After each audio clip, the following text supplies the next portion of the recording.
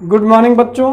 आज की क्लास में हम सीखने वाले हैं कि जब किसी वैद्युत द्विध्रुव को किसी एक समान विद्युत क्षेत्र में रखा जाता है तो उस पर बलयुग्म का आघूर्ण कितना काम करता है और किस प्रकार से काम करता है, इस चीज़ के बारे में आज हम डिटेल से जानेंगे। तो आइए फिर देखते हैं। यहाँ हम देख सकते हैं हमारे पास एक वैद्युत द्विध्रुव है जिसका एक आवेश -Q और एक आवेश +Q है। और हम सभी जानते हैं कि प्रत्येक वैद्युत द्विध्रुव के पास उसका स्वयं का एक वैद्युत द्विध्रुव आघूर्ण होता है। इसको हम लोग P से प्रदर्शित करते हैं और इसकी दिशा सदैव -Q से +Q की ओर होती है। ऋण आवेश से धन आवेश की ओर होता है। और हमने इस वैद्युत द्विध्रुव को एक समान विद्युत क्षेत्र में कुछ इस प्रकार से रख दिया। यहाँ पर आप देख सकते हैं कि वैद्युत क्षेत्र के साथ हमारा वैद्युत द्विध्रुव थीटा कोण आंतरित कर रहा है। इस वैद्युत द्विध्रुव पर दो बल काम करेंगे, एक +Q चार्ज पर और दूसरा -Q चार्ज पर। तो बच्चों जो +Q आवेश पर बल कार्य करता है वो वैद्युत क्षेत्र की दिशा की ओर होता है। तो +Q आवेश पर जो बल लगेगा वो कुछ इस तरह से होगा और -Q आवेश पर जो बल लगेगा वो कुछ इस तरफ होगा। वो विद्युत क्षेत्र से विपरीत दिशा में होता है।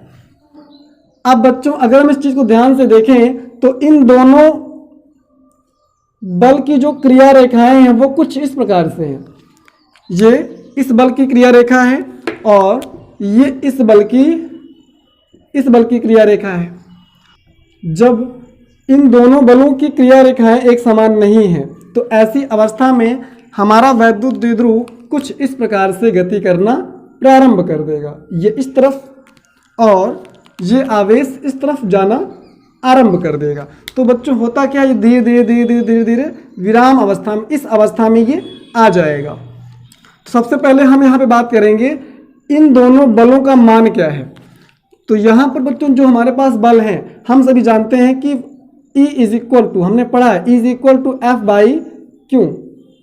तो मुझे आप बताइए F क्या हो जाएगा, E × Q। यहाँ पर जो भी विद्युत क्षेत्र है वो और जो यहाँ पे आवेश है उन दोनों के गुणनफल के बराबर होता है E × Q। यहाँ पर जो हमारे पास फोर्स लग रहा है ये भी वही है F = E × Q, क्योंकि बच्चों चार्ज तो दोनों बराबर हैं, बस चिन्ह अलग अलग है। ये दोनों बल विपरीत दिशा में हैं लेकिन इनकी जो क्रिया रेखा है वो मैच नहीं कर रही, वो अलग अलग है। इसकी वजह से घूमना प्रारंभ कर देगा। एक बार इसे हम फिर से समझते हैं। हमने यहाँ पर -Q और +Q आवेश लिया, इस प्रकार से हमें एक विद्युत द्विध्रुव मिला। इस वैद्युत द्विध्रुव को एक समान विद्युत क्षेत्र में थीटा कोण पर हमने ला करके रख दिया। और हम सभी जानते हैं कि वैद्युत द्विध्रुव के पास स्वयं का वैद्युत द्विध्रुव आघूर्ण होता है P, जिसकी दिशा -Q आवेश से सदैव +Q आवेश की ओर होती है। तो यहाँ पर P और E के बीच जो कोण है वो थीटा है।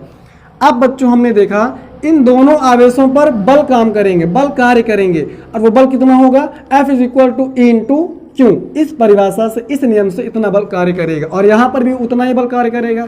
यहाँ पे बात बस इतनी है कि ये दोनों बल विपरीत दिशा में होते हैं। इन दोनों की क्रिया रेखाएं कभी मैच नहीं करती हैं और जब ये क्रिया रेखाएं नहीं मैच करती हैं, एक समान नहीं होती हैं, तो ये वैद्युत द्विध्रुव धीरे धीरे घूमते घूमते घूमते घूमते इस अवस्था में आने का प्रयत्न करता है, घूम कर आता है। तो इस पर एक काम करता है बल आघूर्ण। तो वो बल आघूर्ण कितना होता है बच्चों, वो चीज यहां पर अब देखते हैं।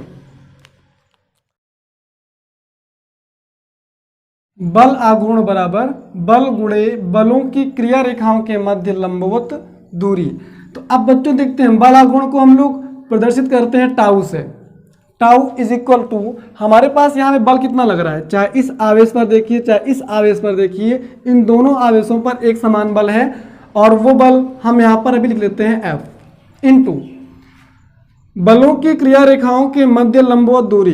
तो बच्चों यहाँ देखते हैं अगर हम बीच में एक लाइन खींच दें कुछ इस प्रकार से तो आपको ये मिल जाएगी लंबवत दूरी। ये 90 अंश का कोण है तो ये लंबवत दूरी कहलाएगी।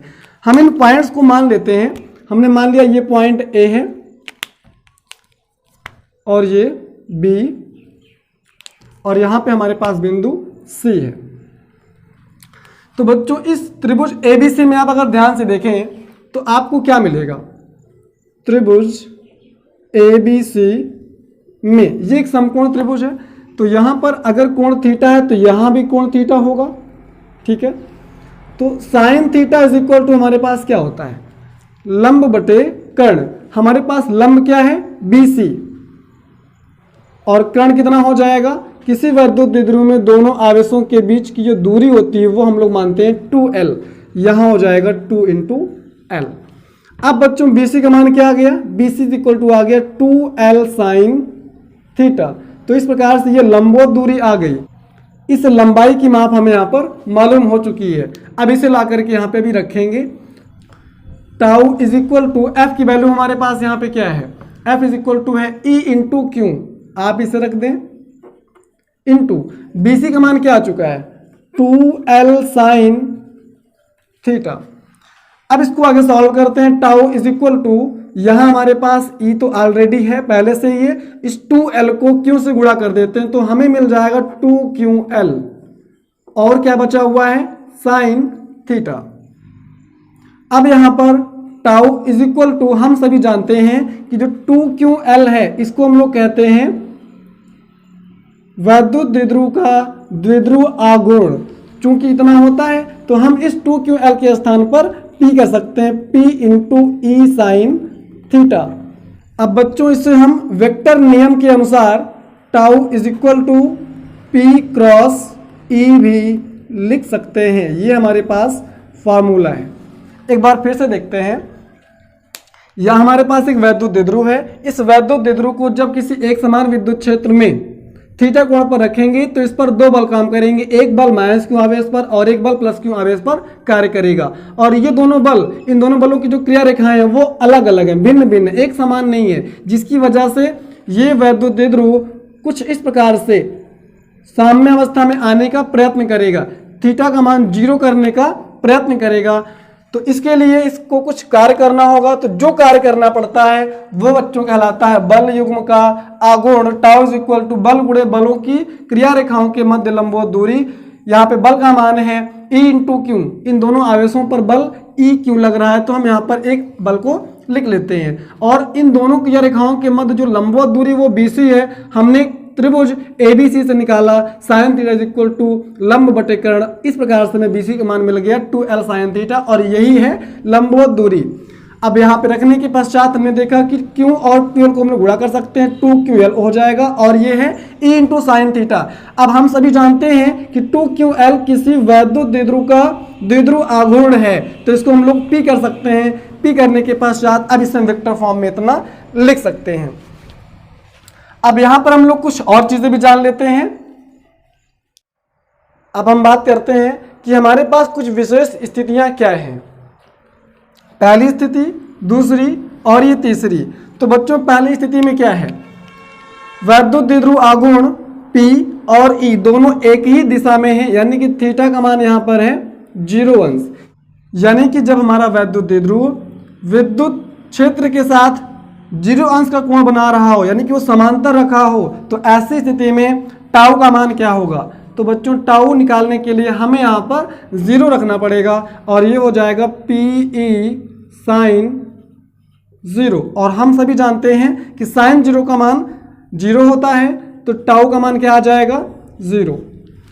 तो बच्चों जब हमारा वैद्युत द्विध्रुव विद्युत क्षेत्र के समांतर होगा, तो यहाँ पर समांतर की स्थिति में है, जब हमारा वैद्युत द्विध्रुव वैद्युत क्षेत्र के समांतर होगा तो ऐसी स्थिति में उस वैद्युत द्विध्रुव पर कोई बल आघूर्ण काम नहीं करेगा। फिर यहाँ देखते हैं, अगर हम यहाँ पर देखें तो वैद्युत क्षेत्र की दिशा ये और वैद्युत द्विध्रुव आघूर्ण की दिशा ये है, यानी कि दोनों के बीच में 180 अंश का कोण बन रहा है। हम ऐसी स्थिति को कहते हैं कि हमारा वैद्युत द्विध्रुव वैद्युत क्षेत्र के प्रति समांतर है। प्रति समांतर का मतलब होता है समांतर तो है लेकिन दिशाएं भिन्न भिन्न है, यानी दोनों के बीच 180 अंश का कोण बन रहा है। P इस तरफ है और E इस तरफ है, तो यहाँ पर 180 अंश का कोण है। हम यहाँ कह सकते हैं कि हमारा वैद्युत द्विध्रुव विद्युत क्षेत्र E के प्रति समांतर है। तो ऐसी स्थिति में टाउ का मान क्या हो जाएगा, tau is equal to PE sine theta, यानी कि PE साइन 180 अंश हो जाएगा। और यहाँ पर हम सभी जानते हैं कि साइन 180 का मान 0 होता है, और 0 होने की वजह से ये ओवरऑल वैल्यू ये भी 0 हो जाएगी। अब यहां देखते हैं, यहां हमारे पास वैद्युत क्षेत्र की दिशा कुछ इस प्रकार से इधर है और वैद्युत द्विध्रुव आघूर्ण की दिशा इस तरफ है, तो दोनों के बीच जो कोण बन रहा है वो है 90 अंश। तो यहां हम कह सकते हैं कि हमारा वैद्युत द्विध्रुव विद्युत क्षेत्र के लंबवत रखा हो, एक समान वैद्युत क्षेत्र में क्षेत्र के लंबवत रखा हो, तो ऐसी स्थिति में उस वैद्युत द्विध्रुव पर कितना बलयुग्म का आघूर्ण कार्य करेगा। टाउ का मान क्या होगा, tau is equal to P into E sine theta. यहाँ पर थीटा का मान क्या रख देंगे, 90 डिग्री रख देंगे, तो हमें टाउ का मान क्या प्राप्त हो जाएगा, पी इंटू ई, और साइन 90 का मान 1 होता है। इस प्रकार से हमें टाउ का मान मिल जाएगा पीई। तो अब बच्चों यहाँ पर हमने ये चीजें समझ ली है कि जब किसी वैद्युत द्विध्रुव को वैद्युत क्षेत्र के समांतर रखा जाता है तो उस वैद्युत द्विध्रुव पर कोई भी टाउ काम नहीं करता है, कोई भी बलयुग्म का आघूर्ण काम नहीं करता है, क्योंकि बच्चों ऐसी स्थिति में होता क्या है, इन दोनों आवेशों पर जो लगने वाला बल है, इस पर लगने वाला बल किस तरफ होगा, विद्युत क्षेत्र की दिशा में होगा, और मास के ऊपर लगने वाला बल विपरीत दिशा में होगा, विद्युत क्षेत्र की विपरीत दिशा में होगा, और दोनों बलों की जो क्रिया रेखाएं वो मैच कर जाएंगी, एक समान हो जाएंगी। लेकिन यहाँ पर अलग अलग दिखाया गया था, जब एक समान हो जाएंगी तो फिर इस पर टाउ का मान 0 हो जाएगा, इस पर कोई कार्य नहीं होगा, इस पर कोई भी बलयुग्म का आघूर्ण कार्य ही नहीं करेगा। यही अवस्था सेम यहाँ पर भी है, जब प्रति समांतर होगा, यानी दोनों के बीच में जो एंगल है वो 180 अंश का होगा। जब हमारा वैद्युत द्विध्रुव ई के प्रति समांतर होगा तो यहाँ पर टाउ का मान 0 होगा। इस अवस्था में भी यहाँ पे कोई कार्य नहीं होगा, कोई बलागुण नहीं होगा। और जब लंबवत होगा तो हमें टाउ का मान मिलता है P इंटू ई।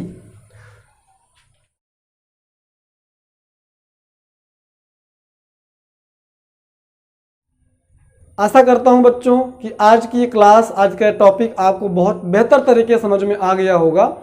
आपको कोई प्रॉब्लम हो तो आप कमेंट बॉक्स में लिख सकते हैं, और ये भी बताएं कि वीडियो आपको कैसी लगी, क्योंकि आप बताने से हमें मोटिवेशन मिलता है और बेहतर करने का प्रयत्न करते हैं।